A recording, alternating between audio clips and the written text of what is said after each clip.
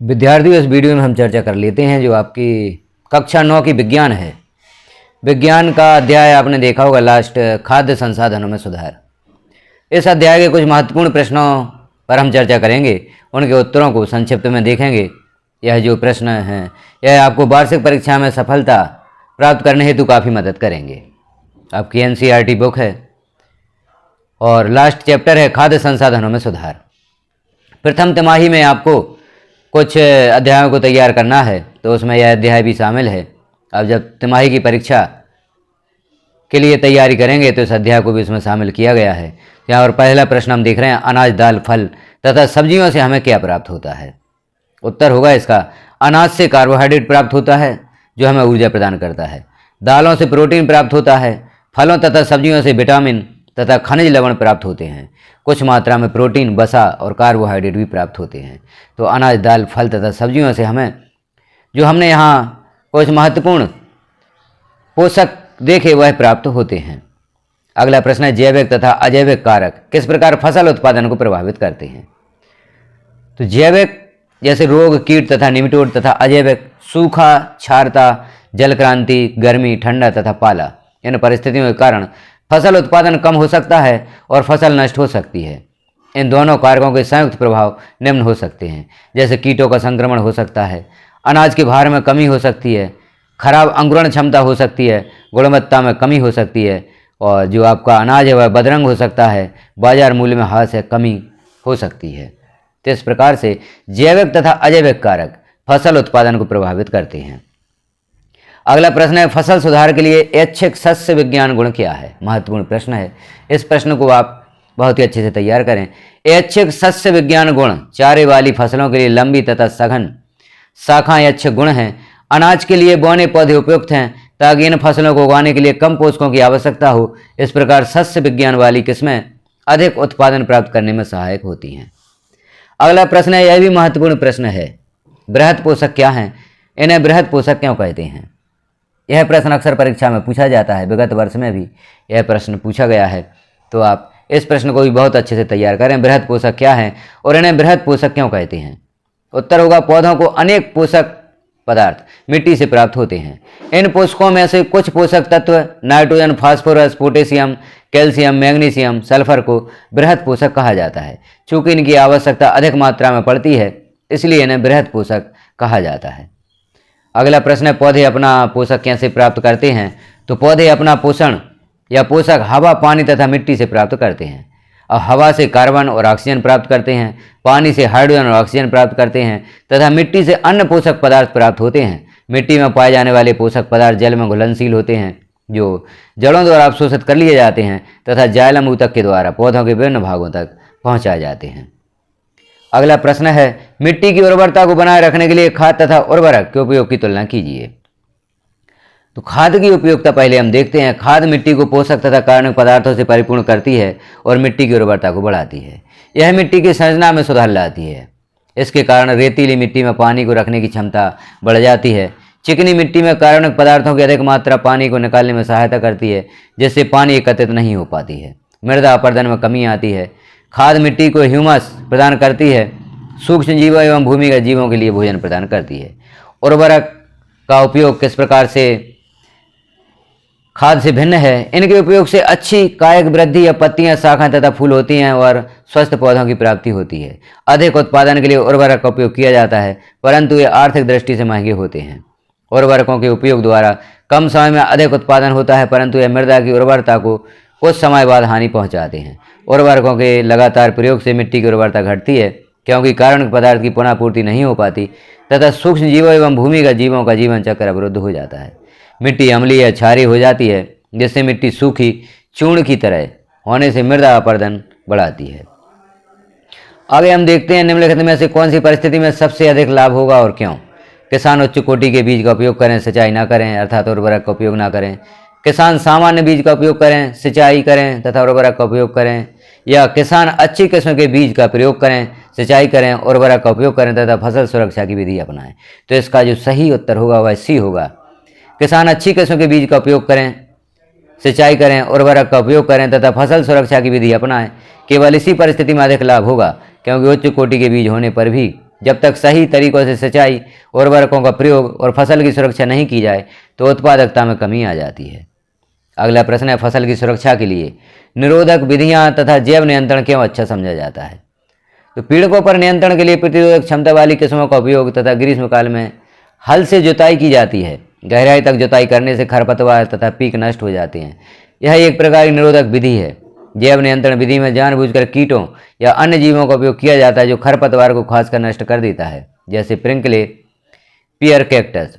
उपर्युक्त विधियां अच्छी इसलिए हैं क्योंकि पर्यावरण प्रदूषण नहीं होता है, किसी अन्य पौधों और जानवरों को हानि नहीं पहुंचती है, यह सस्ता एवं सरल तरीका है तथा मिट्टी की गुणवत्ता प्रभावित नहीं होती है।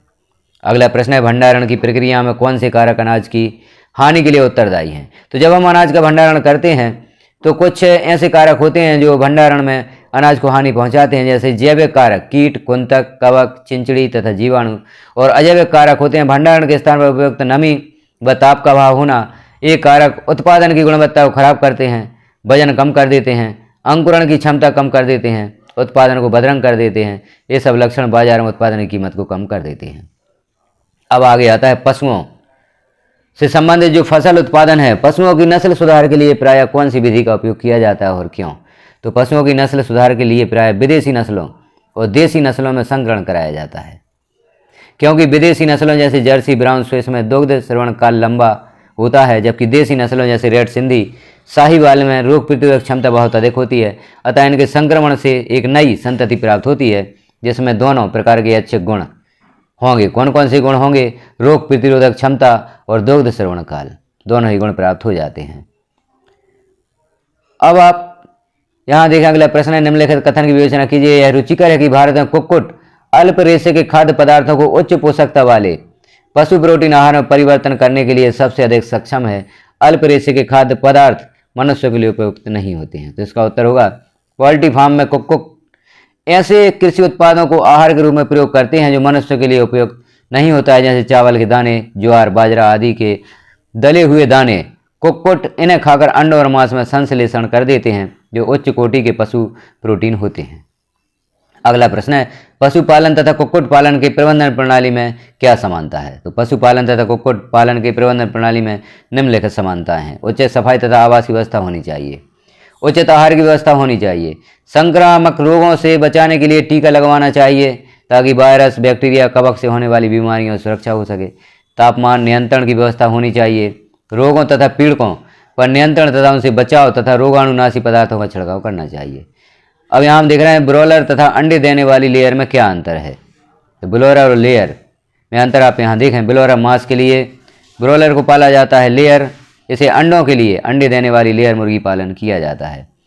ब्रॉयलर में इनके आहार में प्रोटीन एवं वसा प्रचुर मात्रा में होती है, विटामिन ए तथा के की मात्रा अधिक रखी जाती है, और यहाँ लेयर में इनके आहार में विटामिन, खनिज तथा सूक्ष्म पोषक होते हैं। ब्रॉयलर की मृत्यु दर कम होती है, और जो दूसरा है हमने यहाँ देखा लेयर में मृत्यु दर अधिक होती है। और भी यहाँ पर अंतर दिया गया, इनकी वृद्धि तीव्र गति से होती है। ब्रॉयलर की 6 से 7 हफ्तों के बाद इनका उपयोग मांस के रूप में किया जाता है, जबकि लेयर के लिए 20 हफ्ते की उम्र में अंडे दे सकती हैं। ब्रॉयलर को अधिक स्थान तथा प्रकाश की आवश्यकता नहीं होती, जबकि लेयर के लिए अधिक स्थान और प्रकाश की आवश्यकता होती है। मछलियाँ कैसे प्राप्त करते हैं? अगला प्रश्न है। तो मछलियाँ 2 तरीकों से प्राप्त की जाती हैं, एक प्राकृतिक स्रोत से और एक मछली पालन करके। मिश्रित मछली संवर्धन के क्या लाभ हैं? यह एक महत्वपूर्ण प्रश्न है, परीक्षा में अक्सर पूछा जाता है। मिश्रित मछली संवर्धन से निम्नलिखित लाभ होते हैं। इस प्रक्रिया में देसी तथा आयातित प्रकार की मछलियाँ एक साथ रहती हैं। एक ही तंत्र में एक ही तालाब में 5 अथवा 6 मछलियों की स्पीसीज का प्रयोग किया जाता है। ऐसी मछलियों को चुना जाता है जिनमें आहार के लिए प्रतिस्पर्धा ना हो अथवा उनके आहार भिन्न भिन्न हो। तालाब के प्रत्येक भाग में उपलब्ध आहार का उपयोग हो जाता है, जैसे कटला जल की सतह से, और रेहू तालाब के मध्य क्षेत्र से, और मृगल तथा कॉमन कार्प तालाब की तली से भोजन लेती है। ग्रॉस कार्प खरपतवार खाती है। अतः ये मछलियाँ साथ साथ रहते हुए भी बिना स्पर्धा के अपना अपना आहार लेती हैं। इससे तालाब से मछली के उत्पादन में वृद्धि होती है। मधु उत्पादन के लिए प्रयुक्त मधुमक्खी में कौन से अच्छे गुण होने चाहिए? अगला प्रश्न है। तो इनमें मधु एकत्र करने की क्षमता अधिक हो, वे डंक कम मारें, वे निर्धारित छत्ते में काफ़ी समय तक रहें और प्रजनन तीव्रता से करें। यह गुण होने चाहिए मधुमक्खी पालन हेतु। चारागाह क्या है? ये मधु उत्पादन से कैसे संबंधित हैं? चारागाह वे स्थान होते हैं जहाँ बहुत सारे फूलों की क्यारियाँ होती हैं जिनमें मधुमक्खियाँ फूलों से मकरंद तथा पराग एकत्र करती हैं। चारागाह की पर्याप्त उपलब्धता मधुमक्खियों को अधिक मात्रा में शहद देती हैं तथा फूलों की किस्में मधु की गुणवत्ता एवं स्वाद को निर्धारित करती हैं। इसलिए जितने अधिक प्रकार के फूल होंगे उतनी ही किस्में मधु के स्वाद की भी होंगी। अतः मधु उत्पादन चारागाह से इस प्रकार से संबंधित होते हैं। सरल उत्पादन की एक विधि का वर्णन करें जिसमें अधिक पैदावार हो सके। तो और हम आगे देखते हैं जो महत्वपूर्ण प्रश्न है, खेतों में खाद तथा उर्वरक का उपयोग क्यों करते हैं। खेतों में खाद तथा उर्वरक का उपयोग करने पर मिट्टी की उर्वरता बढ़ जाती है, फसल की उत्पादकता में वृद्धि होती है क्योंकि पोषकों की कमी के कारण पौधों की शारीरिक प्रक्रियाओं में सहित जनन वृद्धि तथा रोगों के प्रति प्रवृत्ति पर प्रभाव पड़ता है। अतः खाद तथा उर्वरक का उपयोग करने पर मिट्टी में वांछित पोषकों की पूर्ति हो जाती है तथा उत्पादन अधिक होता है। अंतरा फसलीकरण तथा फसल चक्र के क्या लाभ हैं।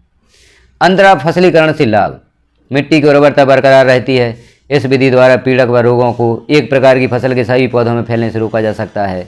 और भी यहाँ पर लाभ दिए गए हैं, आप देख सकते हैं। इनमें से सरल से जो लाभ हैं वह आप तैयार कर लें। श्रम तथा समय की बचत होती है और मृदा अपरदन नहीं होता है। फसल चक्र के लाभ, इससे मिट्टी की उर्वरता बढ़ती है, मिट्टी में किसी खास प्रकार के पोषक तत्व की कमी नहीं होती है। दलहनी फसलें बोने से मिट्टी में नाइट्रोजन की वृद्धि होती है, फसल की उर्वरता बढ़ने पर उत्पादन अच्छा होता है। अनुवांशिक फेरबदल क्या है, कृषि प्रणालियों में ये कैसे उपयोगी है, तो यहाँ भी आप देख लें। अनुवांशिक फेरबदल करने से उच्च उत्पादकता प्राप्त होती है, उन्नत किस्में प्राप्त होती हैं, जैविक तथा अजैविक प्रतिरोधी होती हैं, फसल में व्यापक अनुकूलता होती है। भंडार गृहों में अनाज की हानि कैसे होती है, तो भंडार गृहों में अनाज की हानि कुछ कारकों से होती है जिनमें अजैविक कारक हैं और जैविक कारक हैं, जो हम पूर्व में भी देख चुके हैं। यहाँ पर आप देख लें कौन कौन से कारक हैं।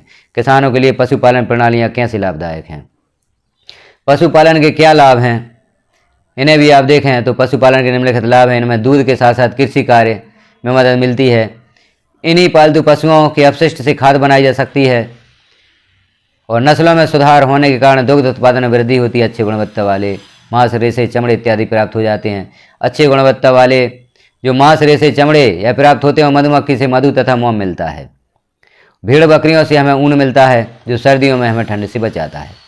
उत्पादन बढ़ाने के लिए कुक्कुट पालन, मत्स्य पालन तथा मधुमक्खी पालन में क्या समानताएं हैं, तो यहाँ दो दिए गए हैं उपाय। वैज्ञानिक तरीके से देखरेख तथा प्रबंधन करना, सर्वोत्तम नस्लों का प्रयोग करना ताकि उत्पादन अधिक हो तथा इनमें रोग प्रतिरोधक क्षमता अधिक हो।